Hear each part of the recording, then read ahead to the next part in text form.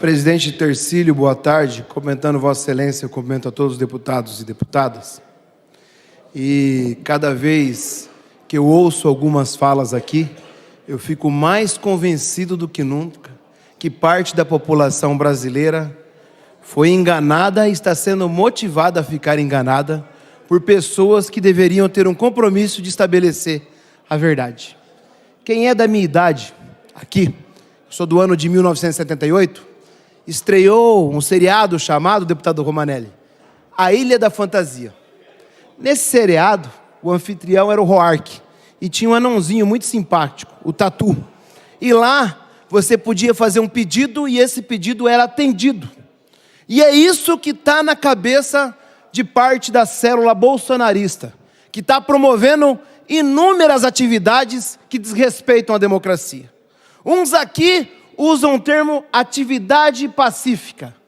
Pedir intervenção militar não é atividade pacífica. Pedir a volta da ditadura não é atividade pacífica. Trancar rodovias, queimar pneus, não é atividade pacífica. Agredir pessoas que passam com carro adesivado do seu concorrente eleitoral não é atividade pacífica. Atividade pacífica é outra coisa. É respeitar o resultado. O fato é que há uma semana das eleições encerradas no Brasil, mais de 60 milhões de pessoas deram um voto no presidente Lula. O recorde de votos da história de um presidente no nosso país. A vitória de Lula foi comentada por todo mundo. Líderes de todas as matizes ideológicas saudaram, quase que imediatamente, a eleição para o terceiro mandato do presidente Lula. O mundo respira aliviado hoje, ao saber que a floresta vai voltar a ser protegida. O mundo respira aliviado ao ver a superação do governo mais tosco que o país já teve. O mundo respira aliviado ao saber que o Brasil está de volta à cena internacional. De pária, voltamos a ser protagonistas. Tanto é assim que em 2 dias após a proclamação do resultado, Lula já foi convidado para a COP27, a Conferência para o Clima da ONU. Na questão climática e na economia, a eleição de Lula traz um alívio e segurança ao mundo. Justamente por saber que parte daqui a lógica do governo não será de passar a boiada, de forma irresponsável e criminosa. Aliás, haja gente que lidou com tanto criminoso por pouco tempo nesse país como o governo Bolsonaro. Pelo contrário, vamos voltar a olhar para a floresta de forma responsável e cultivá-la de forma coerente. Precisamos explorar as suas potencialidades, sem destruí-la. Precisamos cuidar do povo que nela habita, sem condenar o mundo e as futuras gerações.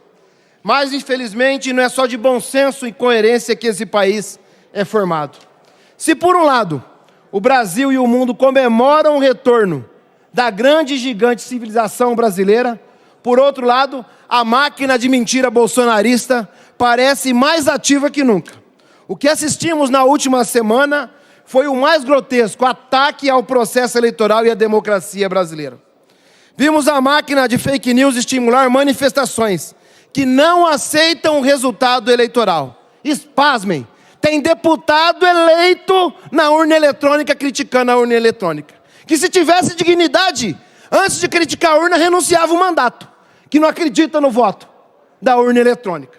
Mas não, tumultua o processo, desespero tomou conta. Falta 55 dias para a insanidade ser varrida do Palácio da Alvorada. E esse desespero faz com que a máquina bolsonarista de mentira, a cada vez mais, atinja mais pessoas. Olha, o que a gente está vendo nesse país é uma cena lamentável. Mais do que nunca, além de tentar tumultuar o processo, é tirar os olhos do governo de transição que está acontecendo e que está indicando que vai ter 400 bilhões de reais de rombo. Não tinha dinheiro para continuar o Auxílio Brasil de R$600, não tinha previsão de aumento do salário, não tinha programa social. Mas para isso, tem uma estratégia. Vamos incentivar as pessoas a não aceitar o resultado.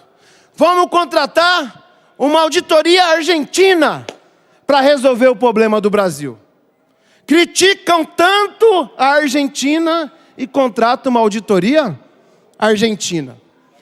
Criticam tanto a Venezuela, mas uma das urnas que Bolsonaro teve 100% dos votos foi na Venezuela.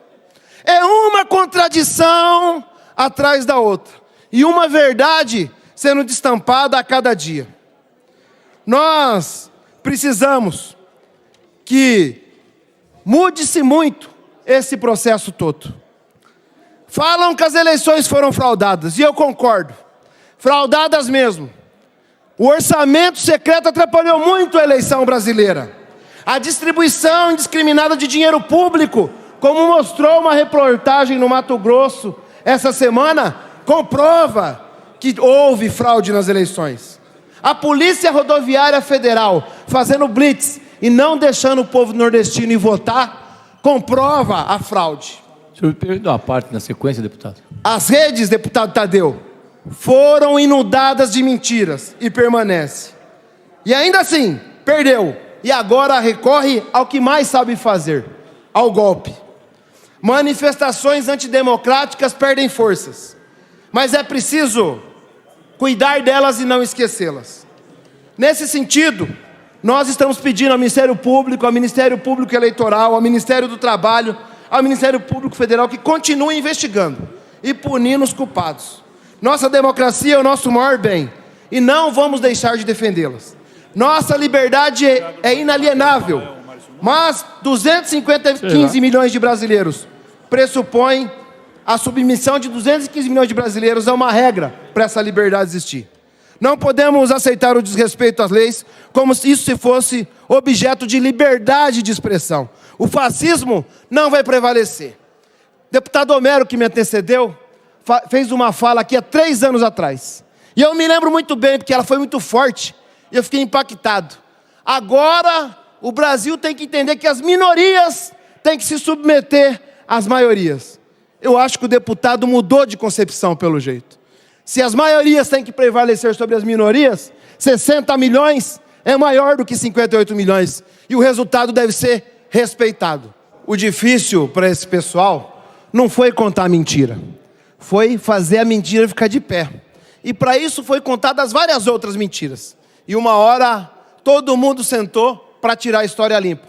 E esse dia foi 2 de outubro, 30 de outubro passado, onde o povo brasileiro sinalizou que não aguentava mais. Que está na hora do Jair ir embora e deixar o Brasil em paz. Mas não adianta só o Jair ir embora. A célula bolsonarista que espalha o ódio, o terror e o medo e que quer dar o golpe na democracia, precisa ser varrida junto. Mas não com a violência. A gente precisa vencer esse povo desmentindo. Toda vez que um deles aparece na rede social ou vem aqui falar mentira, a gente vem, desmente e mostra o lado coerente da verdade. Eu quero só ver o ano que vem como vai ser o comportamento, a hora que o sigilo de 100 anos cair no chão, porque o medo é esse, é o fim do decreto do sigilo. É aí que está todo o medo. O medo é o rombo dos 400 bilhões de reais. O medo é de Jair embora, mas não para casa, para outro lugar. O medo está aí nesse processo. Por isso, toda essa insistência, essa luta para golpear a democracia, a jovem democracia brasileira.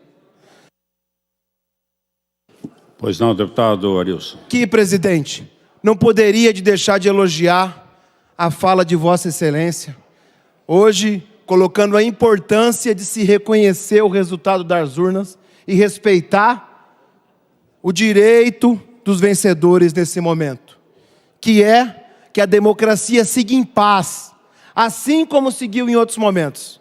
Em 2018, nós do PT perdemos as eleições. Na manhã do primeiro dia, o Haddad mandou parabéns ao Bolsonaro e se manifestou, reconhecendo a derrota. Hoje, o cara que se elegeu senador pelo Paraná esteve aqui. Foi eleito pelas urnas. Nós reconhecemos a eleição dele. Nós, quando tivemos o processo que não concordamos quanto ao Lula, O Lula se entregou à justiça. Nós não fomos tacar fogo em rodovia e nós não fomos atear caminhão para impedir a passagem. Por favor, deputado. Por isso, o povo quis Lula de volta e traz a esperança e o brilho da nossa estrela. Obrigado.